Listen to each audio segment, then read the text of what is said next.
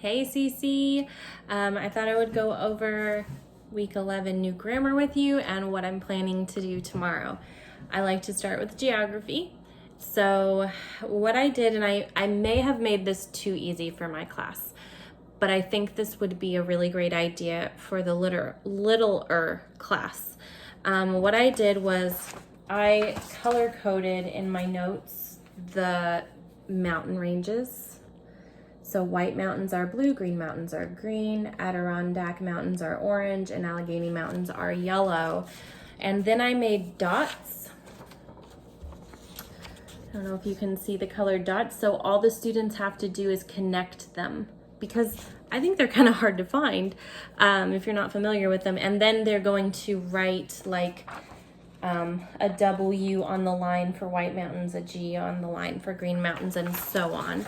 To help them remember it. So I triple checked with Google and the CC map and all of it, and I think I have the mountain ranges right, but there seems to be a lot of debate because some of these mountain ranges, like half of a mountain will be on the other side of the state line. So, some people think that New York has Allegheny Mountains and some people don't. And some people think that Virginia has Allegheny Mountains and some people don't. So I just went with the most foolproof that I could. So I'm sorry, please correct me if I got the mountain ranges wrong.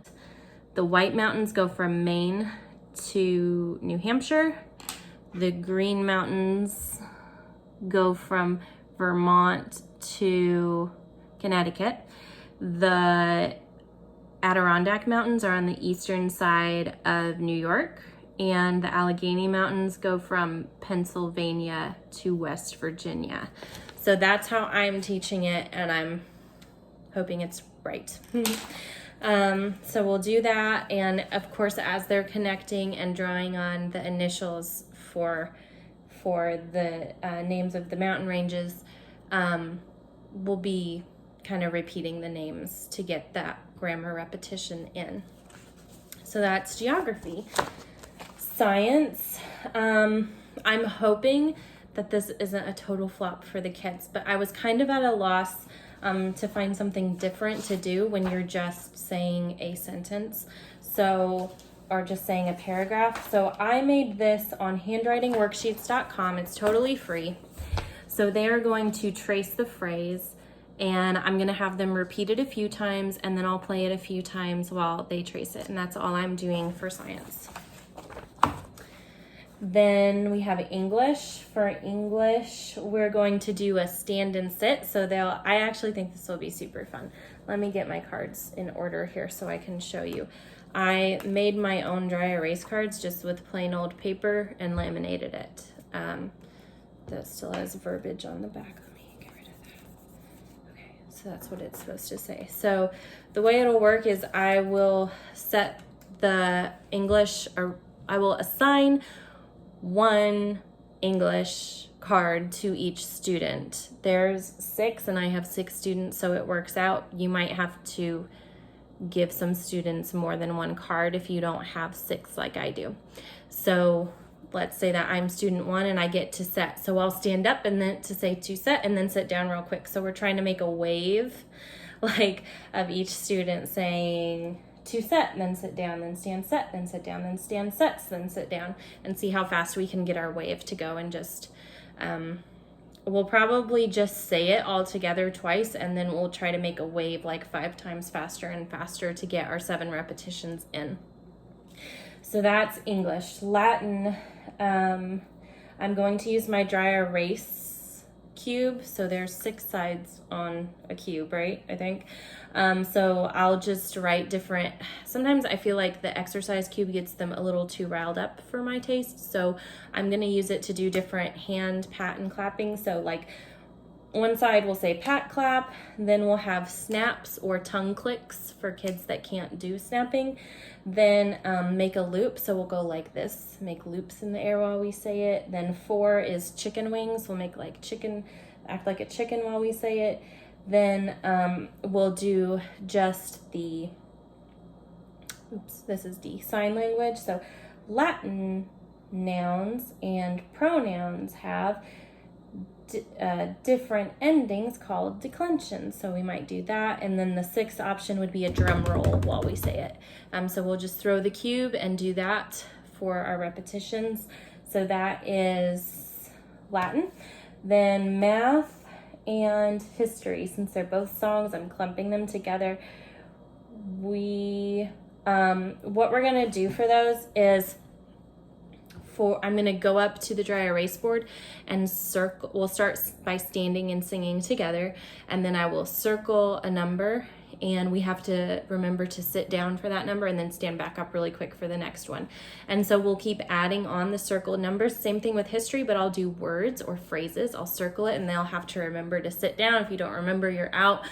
Maybe if it doesn't take too long, we'll do like a last man standing wins a prize thing. I'm planning to bring Swedish fish for some bribery. And yeah, so that's what we're doing for math and history. And then our timeline motions for this week are N for Norman, conquers, Norman conquest and feudalism in Europe. So you're showing the different classes. So Norman, conquest, and feudalism in Europe. Across for the Crusades. Zimbabwe and early Mali in Africa is this is the sign language for wall. So Zimbabwe and early M for Mali in Africa. In Africa, you're going to go across your face and make the shape of Africa. So it starts big, comes across, and gets small. Then Aztecs of Mesoamerica, you just make a triangle. Then Francis of Assisi and Thomas Aquinas, you're just going to do F and T. Francis of Assisi and Thomas Aquinas. Japan's shoguns, is that how you say that? You just act like you're drawing a sword. And then Incas of South America, you make mountain, mountain, mountain. Incas of South America. And that is it for new grammar. For review, I'm doing a game called Alien Face. Let me see if I can give you an example. So like, I'm borrowing a giant squishy die from Cassie. Thank you, Cassie. So for this game, I'm doing eyes, nose, chin, ears, mouth, and arms. And what they'll do is they'll roll the giant die, and then let's say that we just go down the list in order. We'll start with eyes. They roll a 4. Oh, I have to draw 4 eyes if you can answer this question from week 4. And then we'll do, let's say for nose, they roll a 2. Okay, we'll review week 2, and then I'll draw 2 noses on the alien. So you know it'll look like alien face for 4 eyes, and then if he gets 2 noses, and then if they draw, a 5 for chin, then the alien gets 5 chins, and you just go on and on. But we'll probably start with like a face and hair. I don't know. I hear this one is really popular with the kids, so we'll see how they like alien face. I'll probably just erase, since this is the end of class anyway, I'll just erase part of the new grammar on my whiteboard and play this game on the whiteboard. And they just have to answer a review question for me to draw the next silly alien features. So that's all I had. Hope this was helpful. See you girls tomorrow.